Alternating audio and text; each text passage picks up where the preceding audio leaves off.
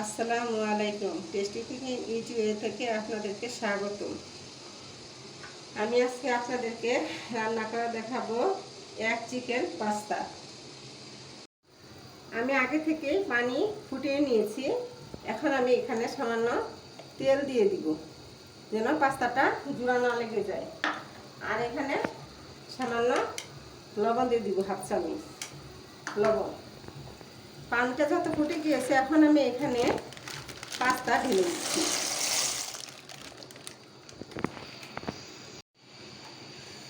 এভাবে পাস্তাটা সিদ্ধ না হওয়া পর্যন্ত আমি অপেক্ষা করব।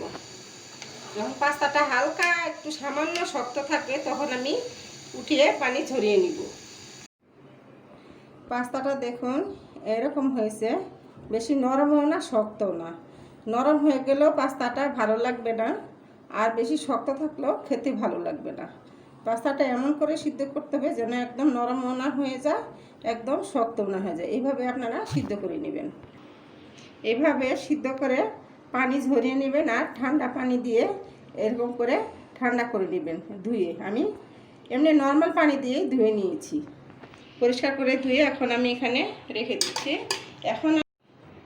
এখানে আমি দুটো এগ নিয়েছি, এখানে হলুদের গুঁড়ো দিয়ে দিচ্ছি, আর সামান্য একটু গোলমরিচের গুঁড়া দিয়ে দিচ্ছি, আর সামান্য পরিমাণ 1 চিমটি লবণ দিয়ে দিচ্ছি। দিয়ে আমি একটু এটা ফেটিয়ে নিব।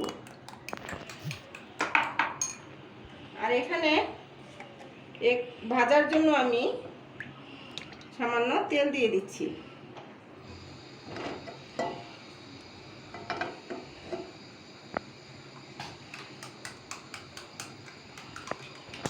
এভাবে আমি ডিম ফেটিয়ে নিয়েছি। এখন ডিমটা আমি একটু ভেজে নিব।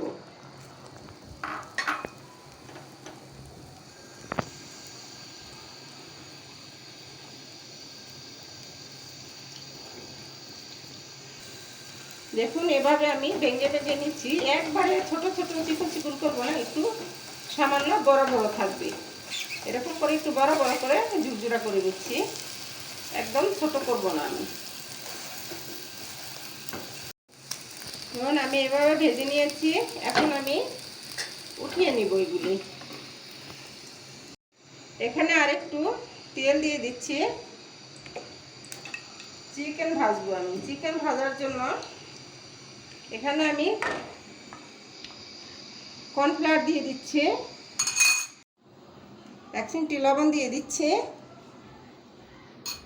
এখানে সামান্য গোলমরিচের গুঁড়া দিয়ে দিচ্ছি,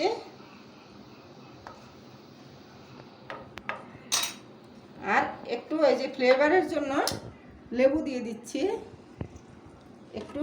আর আমি চিকেনগুলি আমি এরকম লম্বা লম্বা করে পাতলা পাতলা করে আমি কেটে নিয়েছি।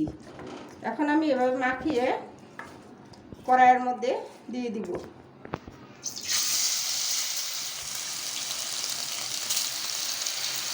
এভাবে আমি 2-3 মিনিট ভাজবো।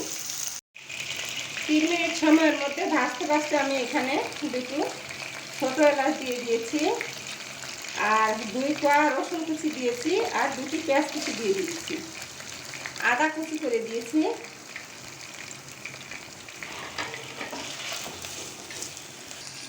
আর এখানে আরেকটু গোলমরিচ দিয়ে দিচ্ছি। এভাবে আমি কিছুক্ষণ ভাজবো। আর একটু সয়া সস দিয়ে দিচ্ছি, হাফ চামচ পরিমাণ সয়া সস।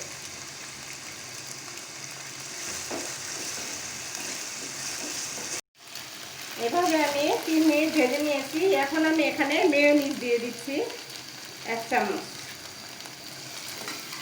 আর টমেটো সস দিয়ে দিচ্ছি 1 চামচ পরিমাণ।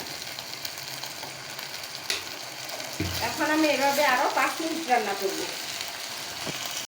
5 মিনিট ভাজার পর এখানে টালা জিরা গুঁড়ো দিয়ে দিচ্ছি আমি, আর এখানে আমি শুকনো মরিচের গুঁড়ো করে দিয়েছি, শুকনো মরিচের গুঁড়া দিয়ে দিচ্ছি আমি। এখন আমি এখানে এক এক করে সব দিয়ে দিব। এখন আমি পাস্তাগুলি ঢেলে দিচ্ছি।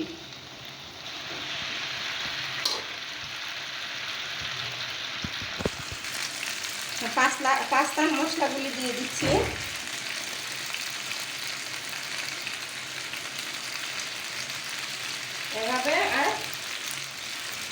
ভেজে রেখেছিলাম সেই ডিম দিয়ে দিচ্ছি।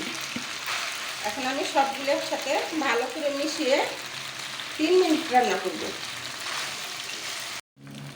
2 মিনিট ভাজার পর আমি এখানে কাঁচামরিচ দিয়ে দিচ্ছি, যেন কাঁচামরিচের কালারটা সুন্দর থাকে, সবুজ থাকে, আর ফ্লেভারটা অনেক সুন্দর আছে। আর এখানে একটু আদা কুচি উপরে দিয়ে দিচ্ছি, যেন ফ্লেভারটা আরও সুন্দর আসে, অনেক ভালো লাগে সেই আদার ফ্লেভার, কাঁচামরিচের ফ্লেভার, আর সব কিছু একসাথে খুবই টেস্টি হয়। এভাবে আমি আরও 2 মিনিট রান্না করব।